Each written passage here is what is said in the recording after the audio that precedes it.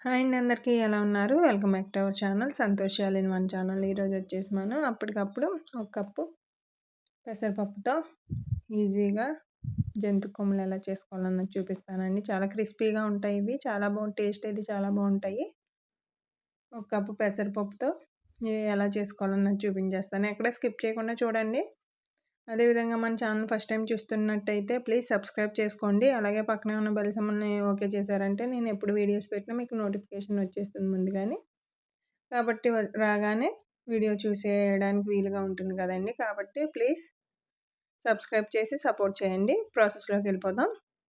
ముందుగా కుక్కర్ తీసుకుని ఒక కప్పు పెసరపప్పు తీసుకుంటున్నానండి నేను. ఈ పెసరపప్పుని శుభ్రంగా 2-3 సార్లు బాగా కడుక్కున్న తర్వాత ఏ కప్తో అయితే పెసరపప్పు తీసుకున్నామో అదే కప్తో 2 కప్పులు వాటర్ వేసి మూత పెట్టేసుకుని 2 విజిల్స్ వచ్చేంత వరకు ఉడికించుకోవాలి. 2 విజిల్స్ అయితే సరిపోతాయి. అదేవిధంగా నెక్స్ట్ చిన్న మిక్సీ జార్ తీసుకుని అందులో ఒక 20 పచ్చిమిర్చి వేసుకుంటున్నానండి. అందులోనే 1 ఇంచు అల్లం ముక్క, మీరు తినే స్పైసీని బట్టి వేసుకోండి. ఇవి పచ్చిమిర్చి స్పైసీగా ఉంటాయి కాబట్టి ఒక 20 తీసుకున్నాను నేను. ఈ విధంగా మెత్తగా పేస్ట్ పట్టేసుకున్న తర్వాత పక్కన పెట్టేసుకోవాలి. 2 విజిల్స్ వచ్చేసినాయండి కుక్కర్ కూత. కొంచెం చల్లారిన తర్వాత విజిల్లు తీసేసానండి. చూసారా ఈ విధంగా మెత్తగా ఉడికిపోయిన తర్వాత ఒకసారి విసుకొస్తే ఈ విధంగా అనుకున్నారంటే మెత్తగా పేస్ట్ కింద అయిపోతుంది. ఇలా మెత్తగా పేస్ట్ కింద అవ్వాలన్నమాట. ఇలా మెత్తగా పేస్ట్ కింద అయిన తర్వాత దీన్ని పక్కన పెట్టేసుకుందాం. నెక్స్ట్ పళ్ళెం తీసుకున్నానండి. ఈ విధంగానే దీంట్లో ఏ కప్తో అయితే పెసరపప్పు తీసుకున్నామో అదే కప్తో 5 కప్పులు వరిపిండి వేస్తున్నాను. ఒకే కప్తో మెజర్మెంట్ చేసుకోండి. మీరు ఏ కప్తోనైనా సరే ఒక కప్పు తీసుకుని దాంతోనే మెజర్మెంట్ చేసుకోండి. నేను ఈ కప్పు పెసరపప్పుతో అలాగే అదే కప్పుతో 5 కప్పుల వరిపిండి తీసుకున్నాను. ఆ ప్లేట్ చిన్నగా ఉన్నదని కొంచెం పెద్ద ప్లేట్లో వేస్తున్నానండి. కలుపుకోవడానికి ఈజీగా ఉంటుంది కదా పెద్ద పళ్ళెం అయితే. చూసారు ఈ విధంగానే దీంట్లో కొద్దిగా వాము వేసుకోవాలండి. ఇలాగ చేత్తో ఇలా స్మాష్ చేసేసుకున్నారంటే మీకు ఫ్లేవర్ బాగా పడుతుంది. అదేవిధంగా దీంట్లోనే రుచికి సరిపడా ఉప్పు కూడా వేసేసుకోవాలి. చూసారు ఉప్పు కూడా రుచికి సరిపడా వేసేసుకుందాం.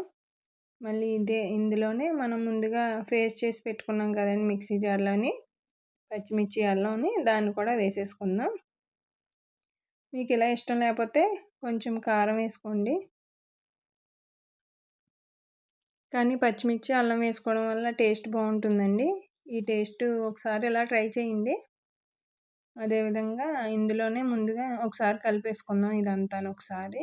మొత్తం పచ్చిమిరపకాయ పేస్ట్, వాము, ఉప్పు వేసాం కదండి. ఒకసారి మొత్తం పిండికి పట్టేసే విధంగా కలిపేసుకుందాం. ఇది ఈ విధంగా కలుపుకున్న తర్వాత మనం ఉడికించి పెట్టుకున్నాం కదా కుక్కర్లో పెసరపప్పు, దాన్ని ఇందులో వేసేసుకోవాలి. ఈ విధంగానే వేసేసుకుని వేడిగా ఉంటుంది కదండి పప్పు, చేతితో మాత్రం కలపకండి. పప్పు వేడిగా ఉంటుంది కాబట్టి ఇలా వేడి పప్పే కలుపుకోవాలండి మీరు. అప్పుడే మీకు గుల్లగా వస్తాయి మనకి కొమ్ములు అన్నవి. బాగా ఈ పప్పు ఈ పిండిలో బాగా కలిసేంత వరకు బాగా కలిపేసుకుందామండి ఒకసారి. మొత్తం ఈ పిండిలో కలిసిపోవాలన్నమాట.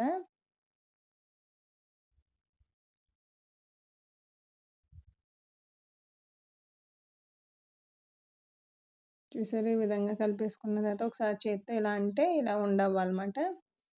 ఆ కన్సిస్టెన్సీలో ఉండాలి. అలాగే ముందుగా కుక్కర్లో కొద్దిగా వాటర్ వేసుకుని ఆ వాటర్ వేసి నార్మల్ వాటరేనండి కలిపేసుకోవాలి. కొంచెం కొంచెం వేసుకుంటూ చపాతీ పిండిలో కలిపేసుకోవాలి. ఒకేసారి వేయకండి లూజ్ అయిపోతుంది. కొంచెం కొంచెం చూసుకుంటూ కలుపుకోవాలి.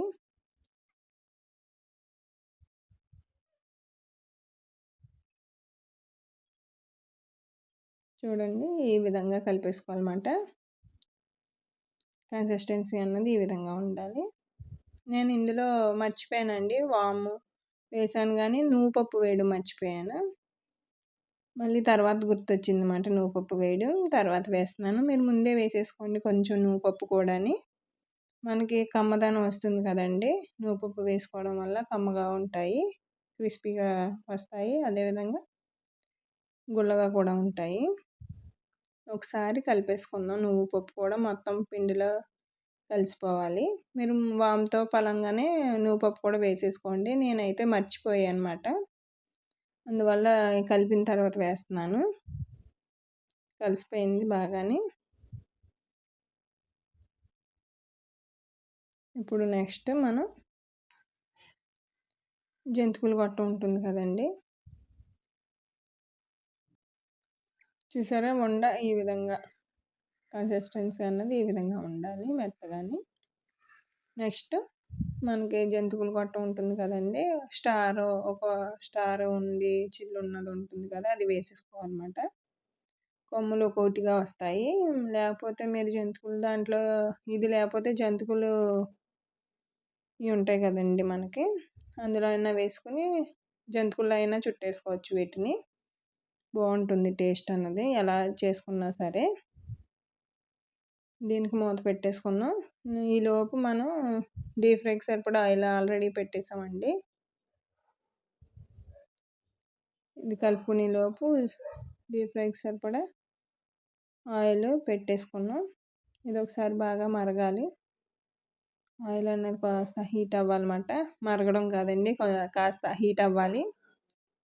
ఇలా కాస్త హీట్ అయిన తర్వాత ఇందులో ముందుగా మనం గొట్టంలో పెట్టుకున్నాం కదా, జంతికల గొట్టంలో దాన్ని ఈ విధంగా కొమ్ముల్లా వేసేసుకోవాలన్నమాట. మనకి కలిసిపోయినా కానీ వేగేసరికి విడిపోతాయండి. పర్వాలేదు, మనం అంతా కలిపేసి వేసుకున్నా పర్వాలేదు, విడిపోతాయి తర్వాత. మనకు కావాలంటే అలా జంతికలు అయినా ఉంచేసుకోవచ్చు. కొమ్ముల కింద చేసుకుని పిల్లలకి స్నాక్స్ బాక్స్లో పెట్టడానికి బాగుంటాయి కదండి, కాబట్టి నేను కొమ్ముల కింద వేస్తున్నాను.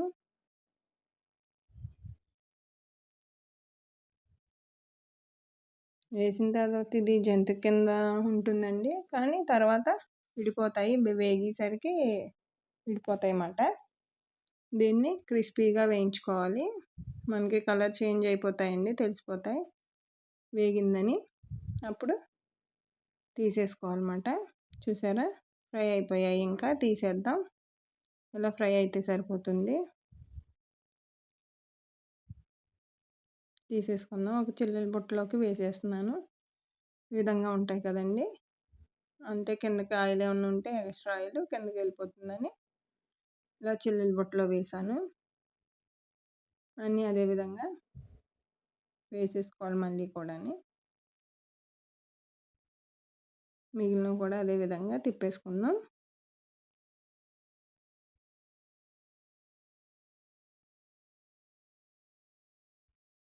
ఒకసారి ఇలా ట్రై చేయండి. టేస్ట్ అయితే చాలా బాగుంటాయి.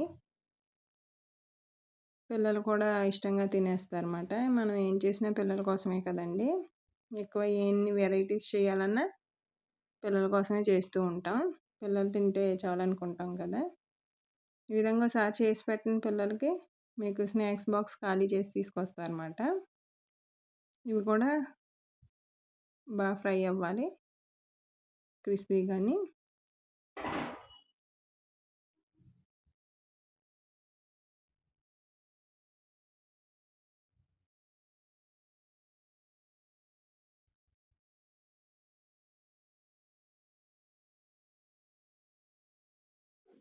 మీరు హై ఫ్లేమ్లో పెట్టి వేయించొద్దండి, మాడిపోతాయి అన్నమాట. హై ఫ్లేమ్లో పెట్టారంటే కాబట్టి కొంచెం మీడియంలో పెట్టుకుని ఫ్రై చేశారంటే మీకు ఈవెన్గా వేగుతాయి అన్నమాట. మరీ హైలో పెట్టారంటే మాడిపోతాయి, గమ్ముని వేగకుండానే గట్టి వచ్చేస్తాయి అన్నమాట. మాడినాయి అనుకోండి గట్టి వచ్చేస్తాయి. కాబట్టి చూసుకుని మీడియం ఫ్లేమ్లో పెట్టుకుని క్రిస్పీగా ఫ్రై చేసుకోవాలి.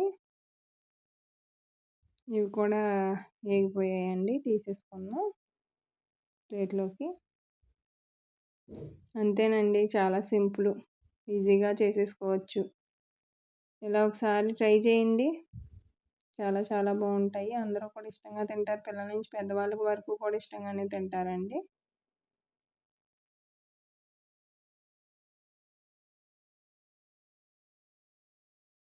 రెడీ అయిపోయి ప్లేట్లోకి తీసేసుకుందాం. ఇంకా మిగిలినవి కూడా ఇదే విధంగా ఫ్రై చేసేసుకోవాలి అన్నీ కూడా. చూడండి, నేను తీసాను కదా. భలే క్రిస్పీగా వచ్చాయండి అసలని. పిల్లలైతే చాలా ఇష్టంగా తిన్నారు. అలాగే ఈ వీడియో మీకు గనుక నచ్చినట్టయితే ప్లీజ్ లైక్ చేయండి. అలాగే మీ ఫ్రెండ్స్‌కి, ఫ్యామిలీ మెంబర్స్‌కి షేర్ చేయండి. ఇలాంటి మంచి మంచి రెసిపీస్ కోసం మన ఛానల్‌ని సబ్స్క్రైబ్ చేసుకుని, అలాగే పక్కనే ఉన్న బెల్ సింబల్‌ని ఓకే చేశారంటే ఆల్ అనే ఆప్షన్ వస్తుంది. దాన్ని కూడా ఓకే చేస్తే నేను ఎప్పుడు వీడియో పెట్టినా మీకు వెంటనే నోటిఫికేషన్ వస్తుంది. Thank you for watching.